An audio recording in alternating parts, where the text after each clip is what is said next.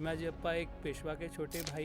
Most of the important ship building centres जो west coast पे है उनको लकड़ी प्रोवाइड होती है, काफ़ी उनमें से काफ़ी उसको लकड़ी प्रोवाइड होती है वसई की एरिया से। कि बाजीराव की रफ्तार ही बाजीराव की पहचान है। किला ना मिले तो तोप में मेरा मुख लगा दीजिए और मुझे उड़ा दीजिए, पर मुझे वो किला हासिल करना है।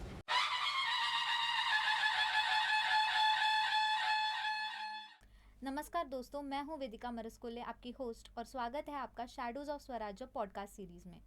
तो ये पॉडकास्ट सीरीज़ हम इसीलिए कर रहे हैं उन अनसंग वॉरियर्स के लिए जिन्होंने मराठा साम्राज्य के लिए अपनी जान समर्पित कर दी, लेकिन उनके नाम हिस्ट्री बुक में कई बार हाईलाइट नहीं होते। तो इसी सिलसिले में आज हम बात करने जा रहे हैं एक ऐसे योद्धा की। मराठा साम्राज्य में बाजीराव पेशवा का नाम तो आप सभी ने बहुत बार सुना होगा, लेकिन उसी दौर और एक शख्सियत थी जिन्होंने अपना कार्य बहुत ही कुशलता से किया और उनको कोस्टल ऑफ कॉन्करर भी कहा जाता है। तो ये शख्सियत और कोई नहीं, चिमाजी अप्पा है। इसके लिए हमने बहुत ही खास मेहमान को बुलाया हुआ है जो फर्ग्यूसन कॉलेज के इतिहास विभाग के प्रोफेसर है। इनका नाम है छांदस नाइकवाडे सर। सर, स्वागत है आपका हमारे इस एपिसोड में। तो इस एपिसोड में हम जब चिमाजी अप्पा पे बात करने वाले, तो खास बात ये है कि छांदस सर वसई के प्रांत की लड़ाई पर उनकी पीएचडी शुरू है। शुरू करने से पहले, this episode is powered by Rustam Rice and Samriddhi group of industries. Sir, सबसे पहले शुरू करने से पहले मैं ये पूछना चाहती हूँ कि चिमाजी अप्पा के बारे में हमेशा कहा जाता है कि वो बाजीराव पेशवा के छोटे भाई थे, पर लेकिन उनका सबसे बड़ा योगदान था कि उन्होंने पूरे के पूरे पश्चिम समृद्धि तटों पर पोर्तुगलियों को हिला कर रख दिया था। उनका साम्राज्य पूरा हिला कर रख दिया था और उन्होंने उनको कोस्टल कॉन्करर का भी नाम दिया जाता है। तो इस बारे में आप हमें क्या बताना चाहेंगे? जी, चिमाजी अप्पा जो है वो बाजीराव पेशवा के छोटे भाई तो है ही, पर उसी के साथ साथ उनका जो योगदान है मराठा हिस्ट्री में वो काफ़ी महत्वपूर्ण है। पहली बात तो वसई जो प्रांत था, वसई जो एक काफ़ी इम्पॉर्टेंट एरिया था जो पोर्तुगीज़ रूल के अंडर था। वो पोर्तुगीज़ रूल के अंडर का वसई एरिया उन्होंने मराठाओं के साम्राज्य से जोड़ा। वो उनके सबसे बड़ी बात है। और कॉन्करर ऑफ द कोस्ट हम कह सकेंगे कि नहीं पता नहीं, पर कॉन्करर ऑफ द पोर्चुगीज़ ज़रूर कह सकते हैं। पोर्चुगीज़ के दो इम्पॉर्टेंट लोकेशंस थे इंडिया में, एक नॉर्दर्न प्रोविंस एंड एक सदर्न प्रोविंस। नॉर्दर्न प्रोविंस की कैपिटल जो थी वो वसई का फोर्ट, वसई का किला, और सदर्न प्रोविंस की कैपिटल जो थी वो गोवा का किला।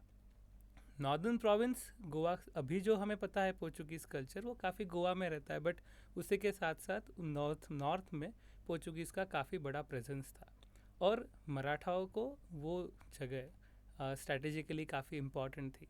उसको कॉन्कर करने में, उसको साम्राज्य से जोड़ने में चिमाजी अप्पा का बहुत बड़ा योगदान है। तो इसीलिए उनका भी योगदान, उसके साथ ही साथ और कुछ बैटल्स में भी उन्होंने काफ़ी इम्पॉर्टेंट रोल निभाया है। इसी के साथ सर, मेरा अगला सवाल इसी से जुड़कर है। जैसे कि आपने कहा कि स्ट्रैटेजिकली बहुत इम्पॉर्टेंट माना जाता है वसई का किला, तो इसके बारे में आप क्या बताएंगे? वो स्ट्रैटेजिकली क्यों इम्पॉर्टेंट है या उसकी आर्थिक स्थिति क्यों? हाँ, तो वसई का किला जो है वो वसई का किला है वेस्ट कोस्ट ऑफ इंडिया पे। वेस्ट कोस्ट पे पोर्चुगीज़ लोगों ने अपना एक वर्चस्व बनाए रखा था। वहाँ से आप और वसई का किला जो है वो वसई का किला, वहाँ पे आप शिप बिल्डिंग एंड आपकी नेवी रह सकती है।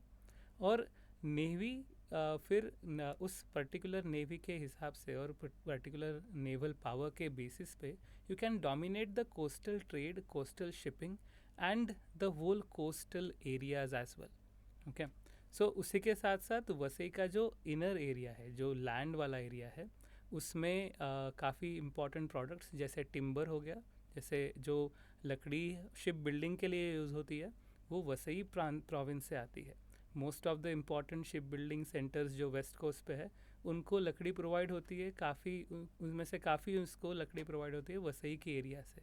सो वो भी एक इम्पॉर्टेंट, वो भी एक वसई का महत्व है कि वसई को कॉन्कर करने के बाद तो आपका जो वर्चस्व है वो वेस्टर्न कोस्ट पे इस्टेब्लिश तो होगा ही, उसी के साथ साथ वसई का जो हिंटरलैंड है, वसई का जो बाकी का हिस्सा है, उससे आपको काफ़ी अच्छे रिसोर्सेस मिल सकते हैं।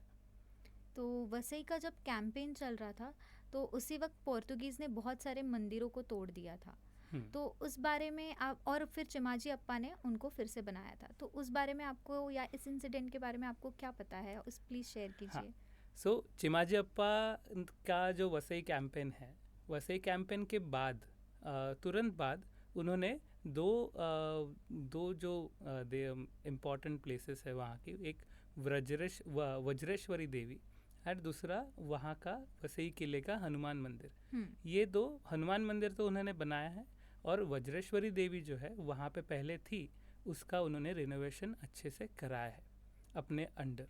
ओके, सो जब मराठाओं ने वसई का किला और वसई का एरिया अपने हाथ में लिया, तो उनको पता चला कि वो जो पुराने जो भी फेस्टिवल्स और पुराने जो भी देवालय है उसमें से काफ़ी नहीं है, और वसई के किले के अंदर वो तो पोर्चुगीज़ ने बनाया, इसलिए वहीं पे वहाँ उसके अंदर का कोई मंदिर वगैरह उन्हें ज़्यादा मिले नहीं। उसके बाद जब चिमाजी अप्पा आए तो सबसे पहले उन्होंने वहाँ पे एक पूजा की, उसके हमारे पास रिकॉर्ड्स है। उस पूजा में कितने नारियल थे, उसको कितना खर्चा हुआ, उसमें क्या क्या डोनेट किया गया, तो इन ये सब के सारे डॉक्यूमेंटेशंस ये है। सब के डॉक्यूमेंटेशंस हमें मिलते हैं, पूरा हिसाब किताब एक एक पाई का, कि कितने नारियल गए, उसमें कितना खर्चा हुआ, और कौन से दिन पूजा हुई, फिर बाकी के रिनोवेशंस के लिए क्या खर्चा हुआ, ऐसे सारे इम्पोर्टेंट इन्फॉर्मेशन हमारे पास है। सो उसके बाद उन्होंने वसई पे कितना काम किया ये हम इतना नहीं बता सकते, बट तुरंत बाद जब लड़ाई हुई, तुरंत बाद हनुमान मंदिर और वहाँ का वज्रेश्वरी देवी, इन दोनों को रिवाइव करने का, इस्टेब्लिश करने का काम चिमाजी अप्पा ने ज़रूर किया। वाह, बहुत अच्छी बात है सर। तो सर वसई लड़ाई के पहले पश्चिम भारत की स्थिति क्या थी? वसई की लड़ाई के पहले पश्चिम भारत की स्थिति में हम मराठाओं को काफ़ी अच्छे से अपना एक काफ़ी मजबूत स्थिति में मराठे हैं। 1720 के बाद जब से बाजीराव पेशवा बने हैं, तब से और उससे पहले भी मराठाओं का जो स्थान है पश्चिम महाराष्ट्र का, पश्चिम भारत का, काफ़ी मजबूत है। बट कुछ जो कोंकण का कोस्ट है वो अभी भी पेशवाओं के पास पूरी तरह से नहीं है। मराठे वहाँ पे प्रेजेंट है, मतलब जो सदर्न कोंकण का कोस्ट है वहाँ पे आंग्रे, जो शिवाजी महाराज के टाइम से आंग्रे नाम के जो सरदार है वहाँ पे वो राज कर रहे हैं, उनकी स्थिति काफ़ी मजबूत है। उसी के साथ साथ मुंबई, जो जब उस टाइम पे मुंबई में ब्रिटिश कंपनी का प्रेजेंस भी वहाँ पे है। पोर्चुगीज़ का प्रेजेंस सिर्फ वसई पे नहीं, पर उसके साथ ही साथ नगर हवेली और काफ़ी और उसी के आजू बाजू के एरिया में भी है। सो पोर्चुगीज़ पूरी तरह से सिर्फ पोर्चुगीज़ कोंकण कोस्ट पे राज कर रहे हैं ऐसी बात नहीं है।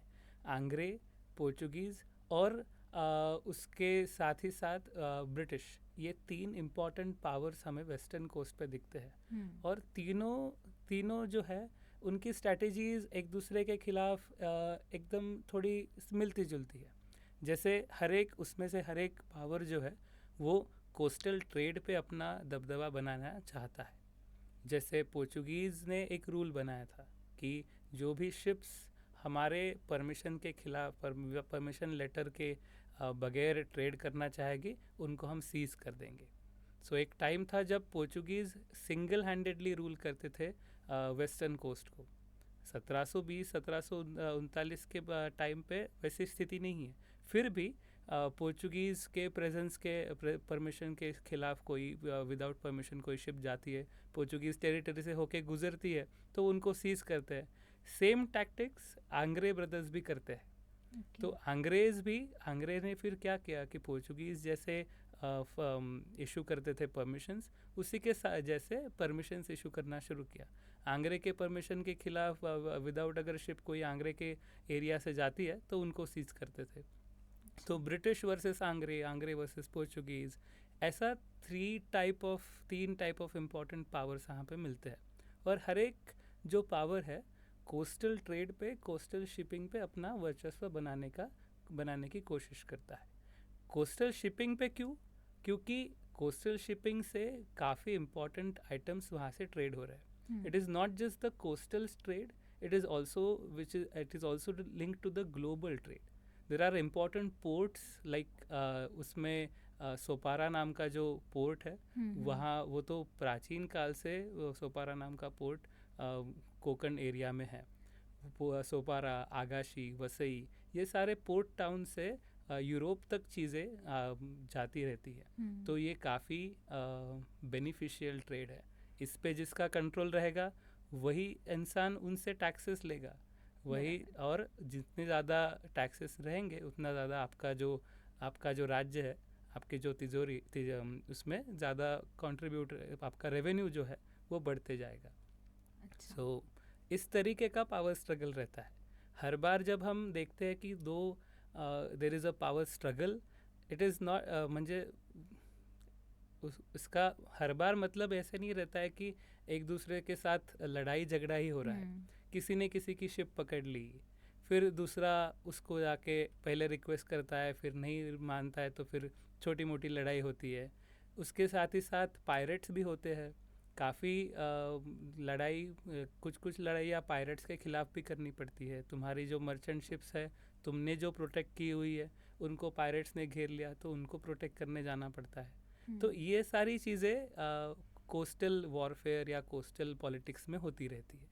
इसी के बैकग्राउंड पे और इसी बैकग्राउंड के उस पे फिर चिमाजी अप्पा की जो वसई ये है, वसई का कॉन्क्वेस्ट है, इसी बैकग्राउंड पे आता है कि ये जो कोस्टल शिपिंग हो गया और कोकण के जो रिसोर्सेस हो गए, rice, salt, this are the, ये जो दो इम्पॉर्टेंट गुड्स हैं, वो कोकण में एक्सक्लूसिवली अच्छे से प्रोड्यूस होते हैं. कोकण में बारिश काफ़ी होती है और राइस के और अच्छे कुछ वैराइटीज़ कोकण में प्रोड्यूस होते हैं. वसई के कॉन्क्वेस्ट के बाद और उसके पहले भी हमें ऐसे खत मिलते हैं कि पेशवाज ने कोकण से किसी विशिष्ट किसी पर्टिकुलर वैरायटी का राइस स्पेशली मंगा लिया है उनके खुद के लिए, पर्सनल इसके लिए. सो राइस हो गया. Salt exclusively is manufactured on the coastal region. So Vasai region में सॉल्ट पैन्स भी काफ़ी होते हैं, सॉल्ट मेकिंग इंडस्ट्री भी काफ़ी इम्पॉर्टेंट है. तो ये सारा वसई का स्ट्रैटेजिक इम्पोर्टेंस देखते हुए ये वसई का कैंपेन फिर बाद में आता है. अच्छा सर. सर, जैसे कि आपने बाजीराव पेशवा की भी बात की, तो मुझे याद है कि बाजीराव पेशवा और शिवाजी महाराज का हमेशा से लड़ाई करने का तरीका हमेशा गुरिल्ला वॉरफेयर की तरह था, मतलब हमेशा चुपके से करना. पर जो चिमाजी अप्पा थे, उन्होंने हमेशा सीधी लड़ाई और घेराबंदी में विश्वास रखा. तो इसके बारे में आप क्या बताएंगे? जी, तो जिस तरीके का भूगोल होता है, जिस तरीके का आपका एनवायरनमेंट होता है, उस तरीके से लड़ाई के जो टेक्निक्स है वो बदलने पड़ते हैं. शिवाजी महाराज जहाँ लड़ रहे थे, वो जो वहाँ की जो इकोलॉजी, वहाँ की जो जोग्राफी थी, वो गुरिल्ला वॉरफेयर या फिर मराठी में हम उनको गनीमी कावा बोलते हैं.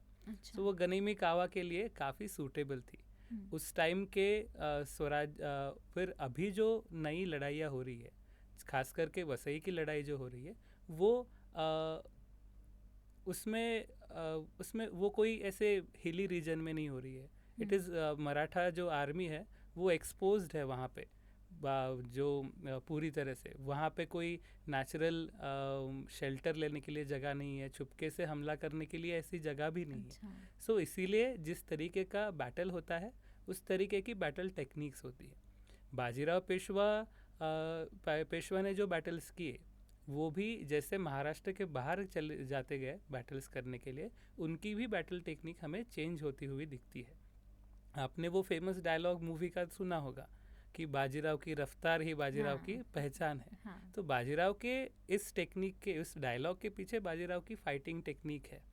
जैसे मराठाज थोड़े ओपन एरिया में जाते हैं, थोड़े प्लेन एरिया में जाते हैं, उनको कैवलरी की ज़रूरत पड़ती है, घोड़ों की ज़रूरत पड़ती है.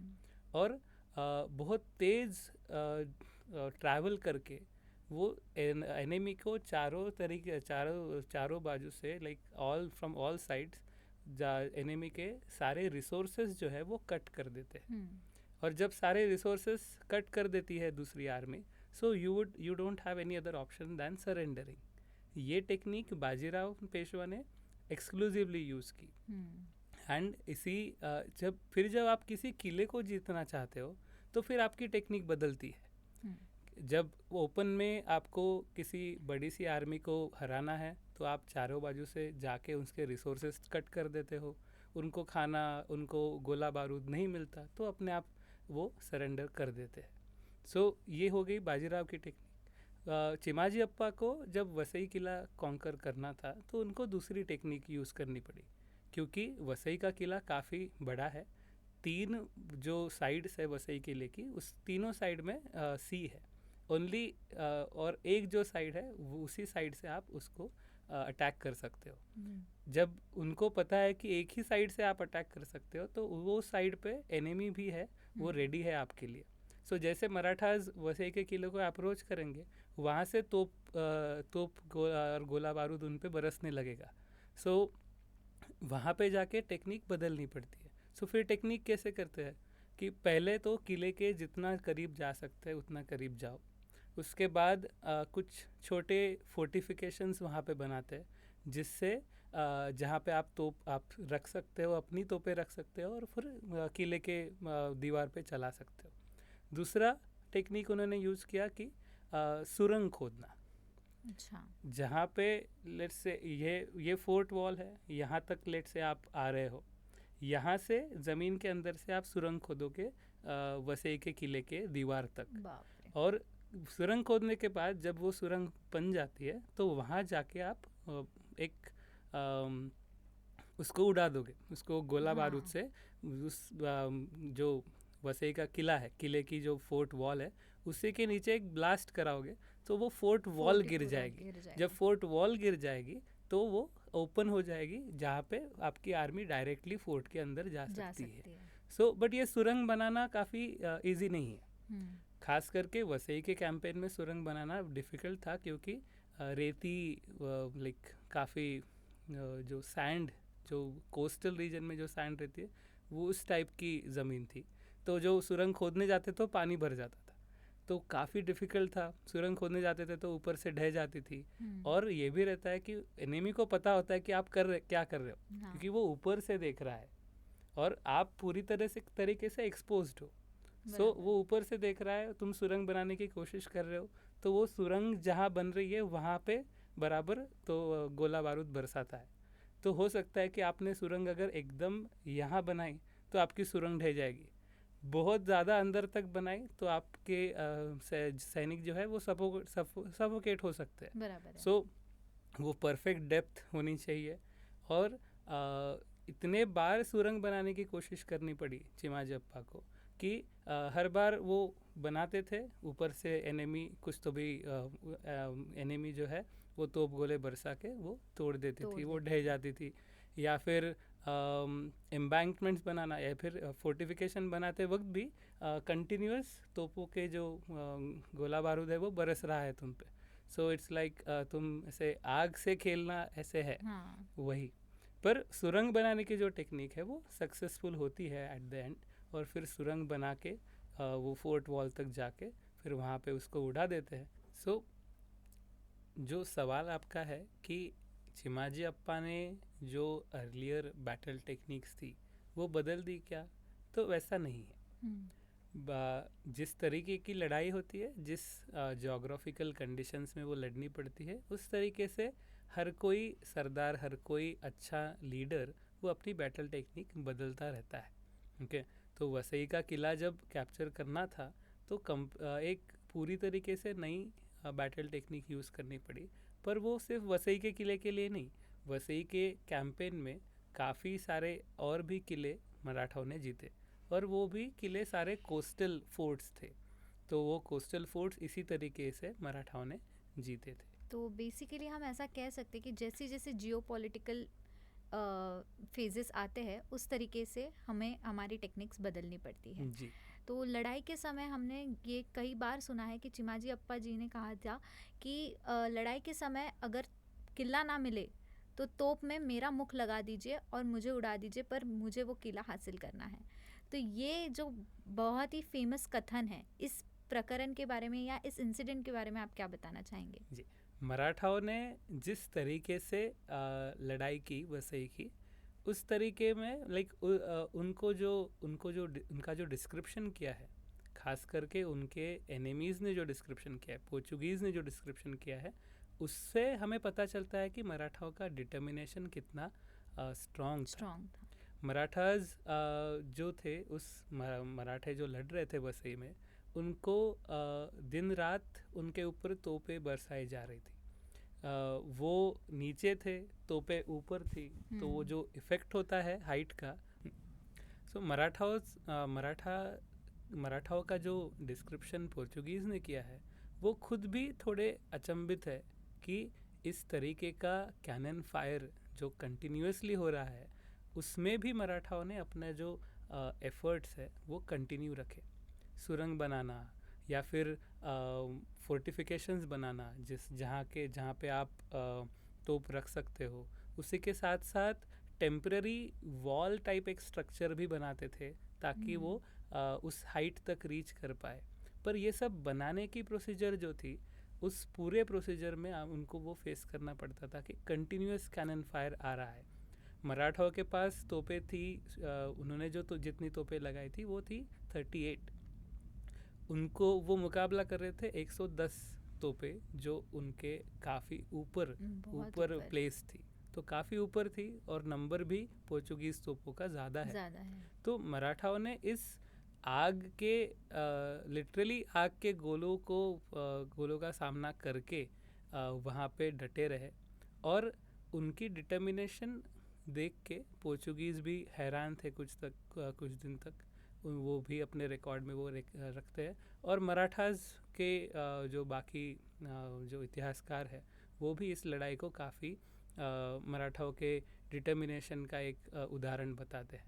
अभी अगर वसई का किला ना मिले तो मुझे तोप के मुंह पे चढ़ा देना, ऐसा उन्होंने कहा कि नहीं, ये कहीं ऐसे लिखा हुआ नहीं है मेरे अभ्यास के में, तो वो मैंने आया नहीं ऐसे, पर हो सकता है।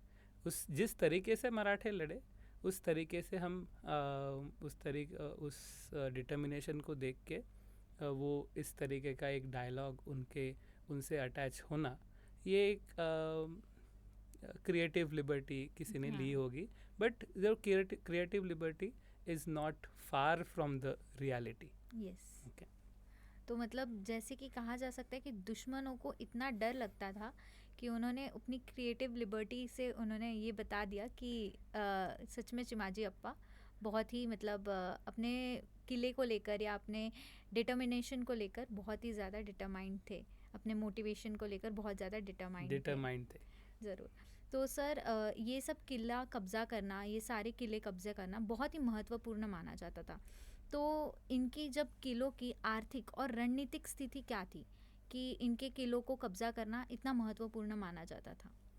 किला जो है वो जब जो भी मराठा इतिहास को जानते हैं, उनको पता है कि किले सबसे महत्वपूर्ण है सामरिक दृष्टि से, स्ट्रैटेजिकली। जहाँ से छत्रपति शिवाजी महाराज ने स्वराज्य की शुरुआत की, वो भी किलों से की। हाँ। ये जो स्वराज्य बना था, वो एक से दूसरा किला, दूसरे से तीसरा किला, ऐसे एक किले से दूसरे किले तक कॉन्क्वेस्ट कर करके जोड़ा गया था। अभी हम जब वसई के किले की बात करते हैं और वसई और कोंकण के ज्योग्राफी की बात करते हैं, तो वहाँ पे किले होते हैं एक तो आइलैंड्स पे, जो आइलैंड्स कोस्ट से एकदम थोड़े पास में होते हैं। ऐसे छोटे आइलैंड्स पे किले बनाते हैं जिनको हम जंजीरा कहते हैं। जंजीरा एक शब्द है जो एक किले का नाम भी है। हाँ। बट जंजीरा ये वर्ड सी फोर्ट्स के लिए जेनरिक टर्म करके यूज़ किया हुआ है। सो ऐसे जंजीरें हर जगह बनाते थे। और दूसरी तरीके के फोर्ट्स जो हमें कोस्टल एरिया में मिलता है, जो कोस्ट का कोई पार्ट थोड़ा सा ऐसे बाहर आया हुआ है, जो कि एक अच्छा पोर्ट बन सकता है, और जहाँ से सी कोस्ट पे निगरानी की जा सकती है, सर्विलेंस किया जा सकता है, और इंटरसेप्ट किया जा सकता है शिप्स को। ऐसी कोई जोग्राफिकल लोकेशन अगर कोस्ट की है, तो उस जोग्राफिकल लोकेशन को चारों तरफ से आप फोर्टिफाई करो, वो बन जाता है आपका coastal fort. Coastal fort. So दो टाइप के फोर्ट हमें कोंकण में मिलेंगे, एक कोस्टल फोर्ट्स और जो आइलैंड्स पे है, जैसे सिंधुदुर्ग है, जैसे जंजीरा है, जैसे उंदेरी और खांदेरी के किले हैं, वो आइलैंड्स पे है। वसई का फोर्ट ये जो है ये कोस्टल फोर्ट है। कोस्टल फोर्ट है। तो ये कोस्टल फोर्ट्स क्या करते हैं, बाकी सारे फोर्ट्स की तरह ही, बाकी सारे किलों की तरह ही, पहला तो आपको ये स्ट्रैटेजिक या वॉर टाइम इम्पोर्टेंस देते हैं। कोई आपसे लड़ने आता है तो आप किले के प्रोटेक्शन में हो। किला आपको दूसरी बात तो किला आपको काफ़ी दिन तक साधन सामग्री आप वहाँ पे रख सकते हो, खाने पीने की और गोला बारूद। तो किले के प्रोटेक्शन के अंडर आप काफ़ी दिन तक लड़ाई कंटिन्यू कर सकते हो। सो किला आपको प्रोटेक्शन देता है, उसी के साथ साथ किलों पे काफ़ी चीज़ें ऐसी भी होती है जो वॉर टाइम में नहीं होती। जैसे किले हैं, किले हमने सुने हैं कि जहाँ पे लड़ाइयाँ होती है, बट किले में हर बार लड़ाइयाँ ही नहीं होती। लड़ाई के अलावा भी किले काफ़ी बाकी चीज़ें भी करते हैं, बाकी चीज़ों में भी काम आते हैं। जैसे जो प्री मॉडर्न टाइम्स में इस पर्टिकुलर कालखंड में किलों का उपयोग जेल्स करके भी किया जाता था। अच्छा। जो भी कैदी थे वो किसी ना किसी किले पे रहते थे। सो कैदियों को कैद करने की व्यवस्था वो किलों पे रहती थी। दूसरी कुछ वर्कशॉप्स अगर है, जहाँ वर्कशॉप्स या फिर इंडस्ट्रियल एक्टिविटीज़ वो भी किलों पे हो सकती है। किले दूसरी बात तो किलों पे काफ़ी एडमिनिस्ट्रेटिव काम भी किलों से ही चलता था। छत्रपति शिवाजी महाराज की राजधानी जो थी रायगढ़, वो भी उसका एडमिनिस्ट्रेटिव जो पार्ट है वो भी रायगढ़ पे भी होता था। उसमें आपका कोर्ट हो सकता है, राजा का दरबार जो है वो भी किलों के ऊपर ही होता था। सो पोर्चुगीज़ लोगों का भी दरबार और जो एक कोर्ट था वो भी वसई के किले में था। सो इस तरीके से किले जो है अलग अलग चीज़ों के लिए काम आते हैं, महत्वपूर्ण थे बहुत ज़्यादा। सर, आपने पीएचडी कर रहे हैं आप, तो आपको कोई ऐसी हिडन स्टोरी वसई की लड़ाई के बारे में जो पता हो या अब तक कभी शेयर नहीं हुई हो, कभी आई नहीं हो बाहर, ऐसी कोई स्टोरी आप बताना चाहेंगे? ऐसे तो कोई स्टोरी मेरे रिसर्च में आई नहीं है, पर क्योंकि वसई की जो लड़ाई है वो उस पर काफ़ी रिसर्च ऑलरेडी हो चुका है। मेरा जो पीएचडी का रिसर्च चल रहा है वो वसई के बैटल के बाद की जो वसई है, मराठाओं ने वसई पे कब्ज़ा करने के बाद उसकी व्यवस्था कैसे लगाई, वहाँ का समाज कैसे था, वहाँ की अर्थव्यवस्था कैसे थी, ये सारे टॉपिक्स के ऊपर मैं कर रहा हूँ। पर ऑलरेडी वसई के बैटल के ऊपर काफ़ी चीज़ें लिखी गई हैं। जैसे यन केळकर, वायन केळकर नाम के हिस्टोरियन हैं, उन्होंने वसई की मुहिम ऐसे नाम का बुक लिखा है। आर.एच. कांबळे नाम के एक हिस्टोरियन हैं, उन्होंने मराठ्यांच्या इतिहासातील चिमाजी अप्पाचे योगदान, सो मराठा हिस्ट्री में चिमाजी अप्पाज कॉन्ट्रीब्यूशन, इस टाइटल की एक बुक पूरी तरीके से एक बुक चिमाजी अप्पा पे ही लिखी हुई है। अच्छा। सो ऐसे किताबों में आपको और नई स्टोरीज़, कुछ हिडन स्टोरीज़ आपको मिल सकती है। तो सर, हमें आज भी पोर्तुगीज़ बेल्स कई मंदिरों में दिखाई देते हैं, तो उसका कुछ वसई के कैंपेन से कनेक्शन है? जी, वसई के कैंपेन के बाद एज अ वॉर ट्रॉफी करके, जैसे हम किसी लड़ाई को जीतते हैं, किसी को हराते हैं, तो उसकी हार को सीमेंट करने के लिए, उसको दिखाने के लिए कि मैंने तुम्हें हराया है, काफ़ी चीज़ें की जाती है। एक चीज़ जो मराठाओं ने की वो ये थी कि वसई के किले में और वसई के और अदर एरियाज़ में जो भी बेल्स थी, पोर्चुगीज़ लोग बेल्स बनाने में, चर्च की बेल्स बनाने में काफ़ी मशहूर थे, और बड़ी बड़ी और काफ़ी वैल्यूएबल बेल्स वहाँ से मराठाओं ने लेके अलग अलग मंदिरों में वहाँ पे अपने अलग अलग मंदिरों में लगाई। तो आज भी आप किसी फेमस मंदिर में जाते हैं तो वहाँ पे किसी बेल पे आपको कोई पोर्चुगीज़ में या फिर कोई यूरोपियन लैंग्वेज में कुछ लिखा हुआ दिखेगा। वो बेल वसई के कैंपेन के बाद जीती हुई, उस जीत की वो निशानी है। अच्छा। ऐसे कई बेल्स जो है वो आज हिंदू टेम्पल्स में हमें मिलते हैं, और वो एक वसई के ऊपर, पोर्चुगीज़ के ऊपर जीत की एक निशानी है कि हमने तुम्हें जीता है, तो हम एज अ वॉर ट्रॉफी ये बेल्स कलेक्ट कर रहे हैं। ये बेल्स हमें आज के भूलेश्वर टेम्पल जो है हाँ। वहाँ पे मिलती है, और महाबलेश्वर या हाँ महाबलेश्वर के टेम्पल में भी हमें ये बेल्स मिलती है। इसके इसी पर्टिकुलर विषय पे एक पूरी किताब भी लिखी गई है, अच्छा। पोर्चुगीज़ बेल्स इन हिंदू टेम्पल्स करके। ओके। एक तेंदुलकर नाम के रिसर्चर है, उन्होंने सिर्फ इसी विषय पे अभ्यास किया है कि पोर्चुगीज़ बेल्स कहाँ कहाँ हिंदू टेम्पल्स में हमें मिलती है। और वसई में बेल्स बनाने का एक अच्छा एक इंडस्ट्री भी हुआ करता था। तो मराठा सरदार चिमाजी अप्पा को वसई के कैंपेन के बाद खत लिखते थे। एक ऐसे खत मिला हुआ है कि कुछ बेल्स अगर होंगी तो वो भेज दीजिए प्लीज़ करके। तो इस तरीके से हमें पोर्चुगीज़ बेल्स आज अलग अलग मंदिरों में मिलती है, जो कि एक वॉर ट्रॉफी है मराठाओं ने ली हुई, पोर्चुगीज़ की डिफीट की एक निशानी है वो। वाह, बहुत अच्छी बात है सर। तो सर अंत में मैं यही पूछना चाहूँगी कि वसई के मुक्तिदाता चिमाजी अप्पा को आज की पीढ़ी ने किस तरीके से याद रखना चाहिए, और वसई की लड़ाई को, कैंपेन को किस तरीके से याद रखना चाहिए कि हाँ ये बहुत बड़ी लड़ाई थी, और बहुत मतलब चिमाजी अप्पा ने कितना कंट्रीब्यूशन दिया, इन सब चीज़ों को किस तरीके से याद रखना चाहिए? पहली बात तो ये कि वसई लेना ये एक मराठाओं के स्ट्रैटेजी का एक बहुत पहले से पार्ट था। वसई के एरिया में जो और मराठा सरदार रहते थे, उन्होंने काफ़ी बार पेशवाओं को खत लिखे हुए हैं कि आप एक वसई पे कैंपेन करो और ये पोर्चुगीज़ को हराओ, ये पोर्चुगीज़ रूल यहाँ का ख़त्म करो। काफ़ी कॉमन लोगों ने भी कहीं कहीं ऐसे अपनी आशाएं व्यक्त की है कि कब वसई को आप कैप्चर करेंगे। सो एक और दूसरी बात तो कोंकण जो है, कोंकण ये पेशवाओं का होमलैंड है। पेशवा फैमिली जो है वो मूलतः कोंकण से है। सो वसई एक उस तरीके से भी वसई को देख सकते हैं। अभी उसी तरीके से वसई को उन्होंने देखा कि नहीं ये हमें नहीं पता, पर हम देख सकते हैं कि वसई एक उनकी जो मातृभूमि है, जन्मभूमि है, उसको रिकैप्चर करने का, उसको उसके ऊपर अपना अपना साम्राज्य बनाने का एक प्रयास हो सकता है। उस तरीके से भी वसई के अभियान को देख सकते हैं।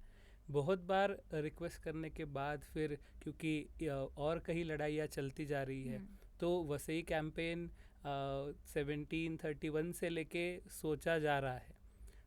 फाइनली जाके बाद में जाके 37 से 39 तक फिर वसई कैंपेन होता है एक्चुअली। बीच में कई बार योजना बनती है पर वो योजना आगे नहीं जाती। तो ये वसई कैंपेन ऐसा spur of the moment thing नहीं है कि मुझे ऐसे लगा कि हाँ वसई लेनी चाहिए और ले ली। ये काफ़ी अच्छे से पहले से वेल प्लान करके, it's kind of bucket list of the Peshwas की वसई लेना है। तो वो बहुत दिन वेट करने के बाद, सब कुछ कोइंसिडेंस हो जाने के बाद फिर वसई कैंपेन होता है। सो इस तरीके से वसई कैंपेन जो है हमें बहुत महत्वपूर्ण घटना है।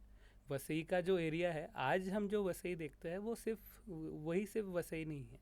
वसई में काफ़ी बड़ा, वसई प्रांत में काफ़ी बड़ा जोग्राफिकल एरिया मराठाओं के हाथ में आता है।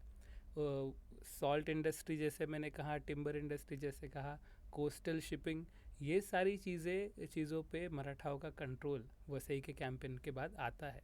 सो सिर्फ वसई का किला नहीं, पर पूरे वसई जो इलाका है, उस इलाके के सारे रिसोर्सेस और उस इलाके से चलने वाला जो ट्रेड है, उस पे मराठाओं का कंट्रोल वहाँ पे आता है। तो इस तरीके से वसई कैंपेन को हम एन ऑल एनकम्पासिंग एफर्ट ऐसे करके देख सकते हैं, जिसका सिर्फ स्ट्रैटेजिक इम्पोर्टेंस नहीं, उसका सोशल एंड इकोनॉमिक इम्पोर्टेंस भी काफ़ी बड़ा है। चिमाजी अप्पा जो है सिर्फ वसई की लड़ाई के लिए नहीं, पर चिमाजी अप्पा एक कैन से चिमाजी अप्पा एक पेशवा के छोटे भाई और एक फैमिली एक थोड़े फैमिली ओरिएंटेड पर्सन करके भी हमें आगे आते हुए दिखते हैं। जैसे हमें पता है कि 1715 के आसपास मराठाओं में एक छोटा गृह युद्ध टाइप का भी हुआ था, अच्छा। जिसमें मराठाओं की गादी जो है वो 2 हिस्सों में बट गई। एक जो गादी है उस पे रानी ताराबाई, और दूसरी गादी जो है उस पे शाहू।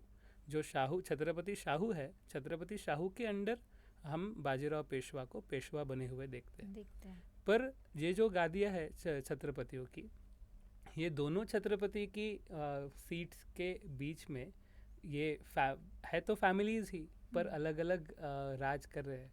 तो चिमाजी अप्पा ऐसा एक पर्सनालिटी है जो इन दो गद्दियों में भी कभी कभी कोऑर्डिनेशन बनाता है, जिसके अच्छे संबंध तारा रानी से भी है, जिसके जो खुद पेशवा का भाई भी है।